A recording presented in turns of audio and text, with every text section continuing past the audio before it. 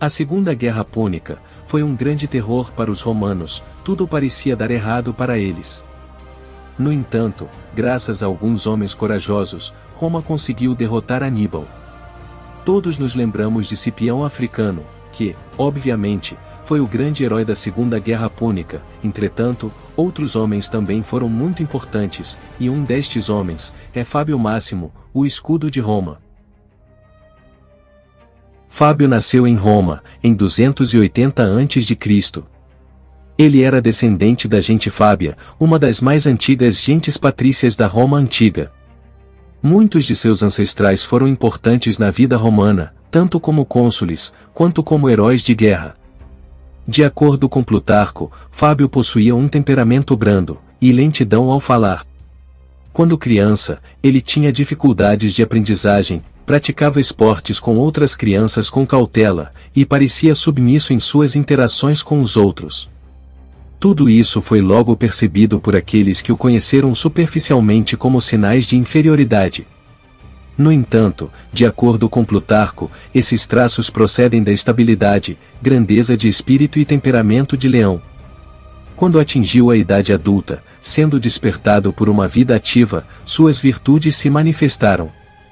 Consequentemente, a falta de energia manifestada nos primeiros anos revelou-se como resultado da falta de paixão e a sua lentidão foi reconhecida como sinal de prudência e firmeza. Ainda quando jovem, em 265 a.C., Fábio foi consagrado álgure. Não se sabe se ele participou da Primeira Guerra Púnica, ou qual pode ter sido seu papel. A carreira política de Fábio começou nos anos seguintes àquela guerra. Ele provavelmente foi questor em 237 ou 236, e edil por volta de 235. Durante seu primeiro consulado, em 233 a.C., Fábio foi premiado com um triunfo por sua vitória sobre os ligurianos, a quem derrotou. Ele era censor em 230, depois cônsul pela segunda vez em 228. É possível que ele tenha ocupado o cargo de ditador pela primeira vez nessa época.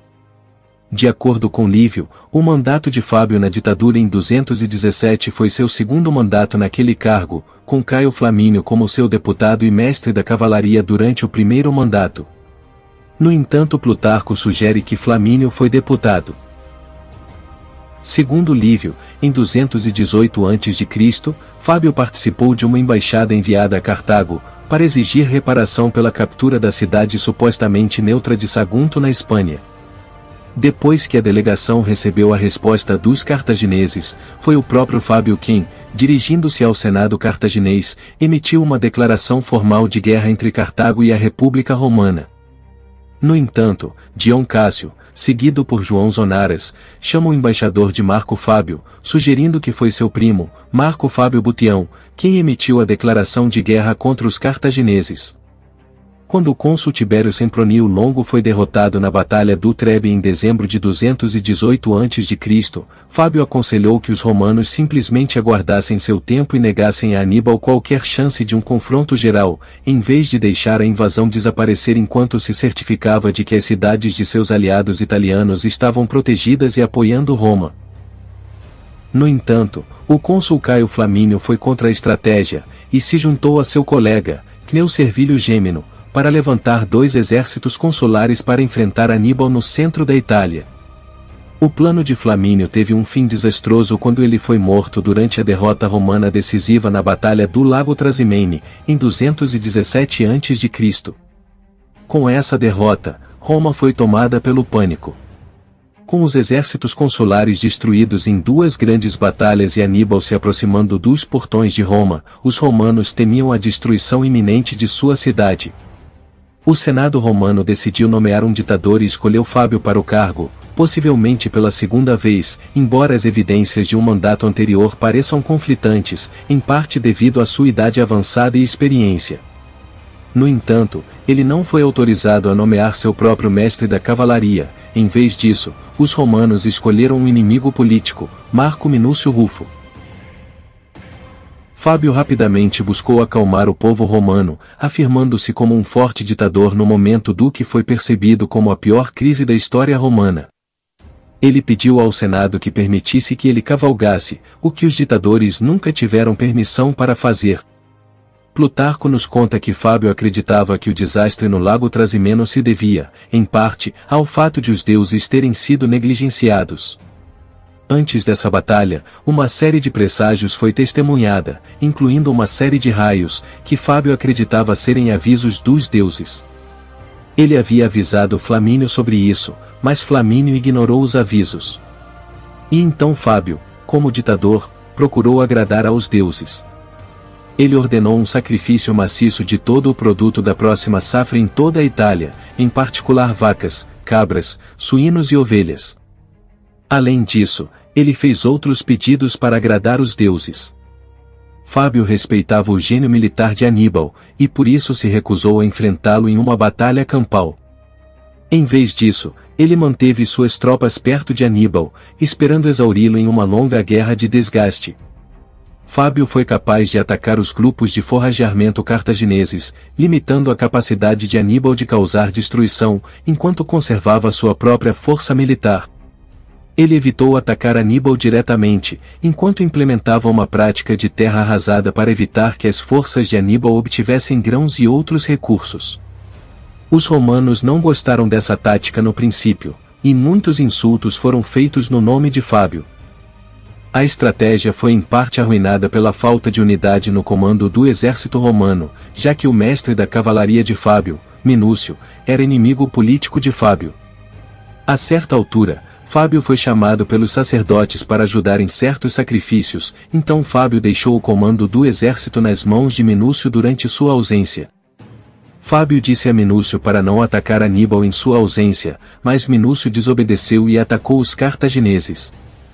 O ataque, embora sem valor estratégico, resultou na retirada de várias unidades inimigas, e, assim, o povo romano, desesperado por boas notícias, acreditou que Minúcio era um herói. Esse ato iria gerar um conflito entre Fábio e Minúcio, que poderia prejudicar a defesa romana contra Aníbal, o invicto general cartaginês que estava devastando a Itália. E graças à ousadia de alguns comandantes romanos, um grande massacre logo iria acontecer em Canas.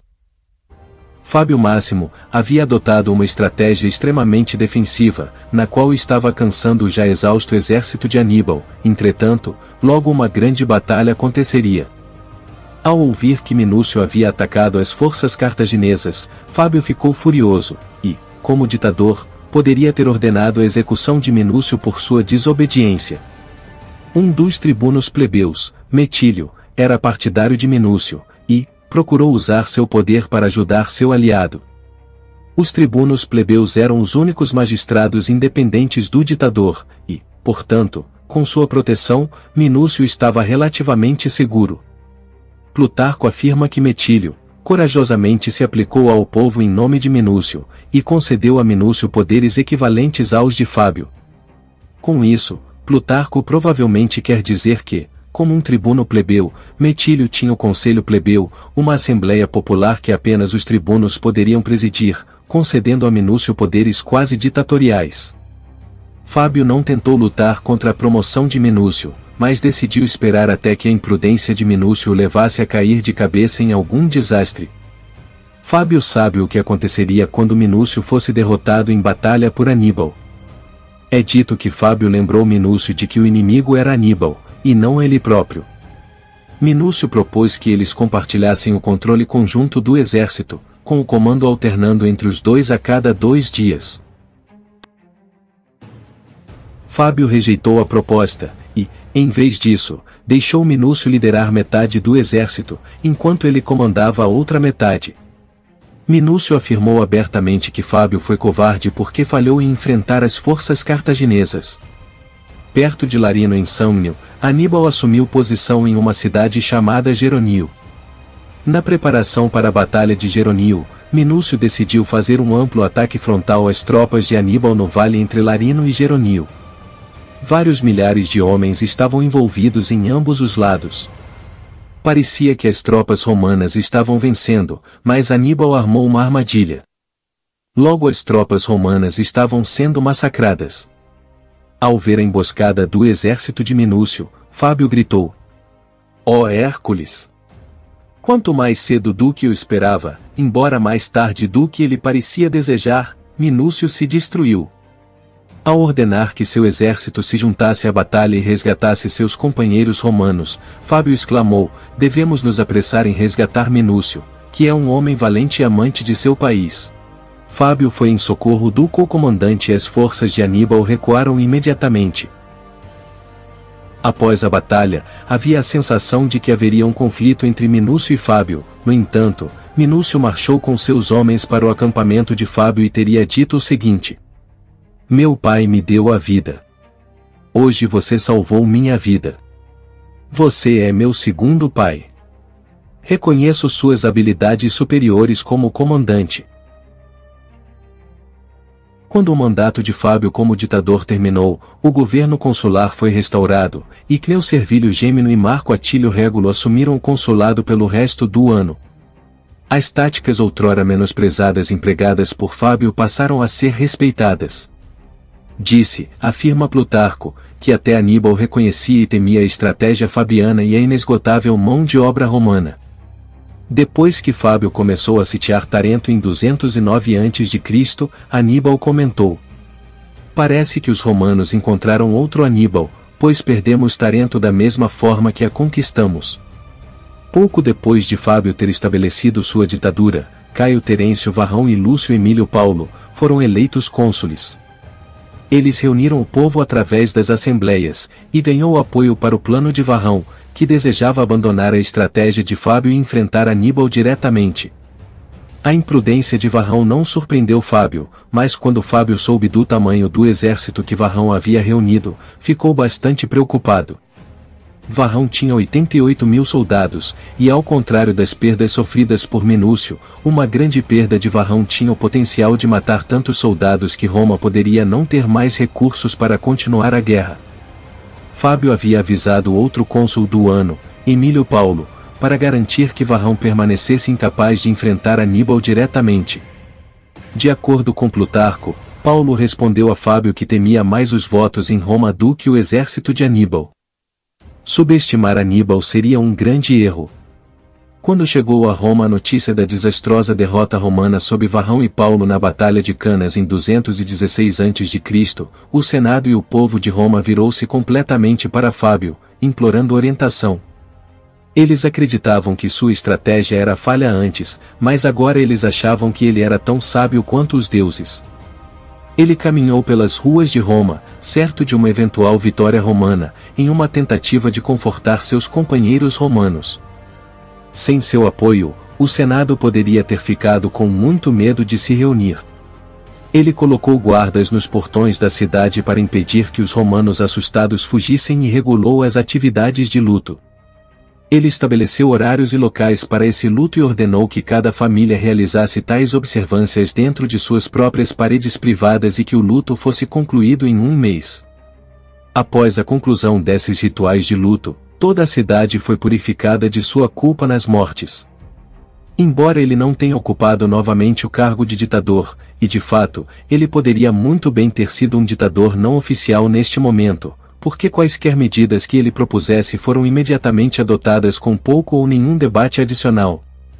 Fábio ganhou o título honorífico de cunctator, que significava protelador, o que adia ou o que se prepara para o dia da batalha, e sua tática de adiamento foi seguida na Itália pelo resto da guerra.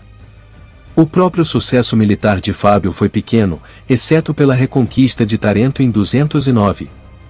Por esta vitória, diz-nos Plutarco, ele foi premiado com um segundo triunfo, ainda mais esplêndido do que o primeiro.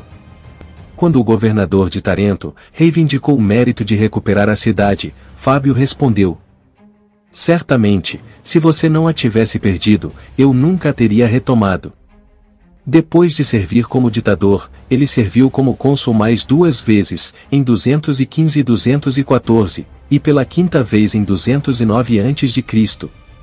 No Senado, ele foi contra o jovem e ambicioso Cipião Africano, que queria levar a guerra para a África. Fábio continuou a argumentar que confrontar Aníbal diretamente era muito perigoso. Cipião planejou levar as forças romanas para a própria Cartago e forçar Aníbal a retornar à África para defender a cidade.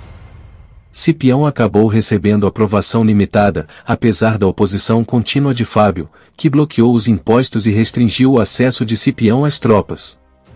Fábio desejava garantir que forças suficientes permanecessem para defender o território romano se Cipião fosse derrotado. Fábio ficou gravemente doente e morreu em 203 a.C., logo após o exército de Aníbal deixar a Itália, e antes da eventual vitória romana sobre Aníbal na Batalha de Zama vencida por Cipião. Parte de um elogio é preservado em um fragmento, que elogiou sua estratégia de adiamento em suas escaramuças com Aníbal durante a Segunda Guerra Púnica. A inscrição diz o seguinte: como censor ele conduziu a primeira revisão dos membros do Senado e realizou eleições de compromisso no consulado de Marco Júnior Pera e Marco Barbula. Ele sitiou e recapturou Tarento e a fortaleza de Aníbal, e obteve enorme butim. Ele ganhou glória insuperável por suas façanhas militares. Mais tarde, ele se tornou uma figura lendária e o modelo de um romano duro e corajoso, e recebeu o título honorífico de o Escudo de Roma, muito semelhante a Marco Cláudio Marcelo, sendo nomeado de a Espada de Roma. Assim sendo, em meio à Segunda Guerra Púnica, tivemos a espada e o escudo de Roma, Marcelo e Fábio.